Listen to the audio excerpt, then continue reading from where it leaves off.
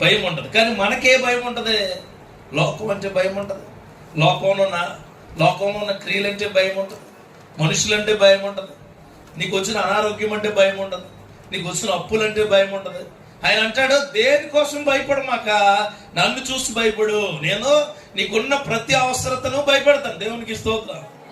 ఆయన నీకు వచ్చిన ప్రతి ఇబ్బందిని ఆయన భయపడతాడు. ఆయన భయపెట్టే దేవుడు. చూడండి, అక్కడ ఇశ్రాయేలు ప్రజలకి ఒక ఆపద వచ్చింది. ఆపద ఏంటంటే గొల్యాతునే ఆపద వచ్చినప్పుడు అందరూ గొల్యాతుని చంపాలనే చూస్తున్నారు.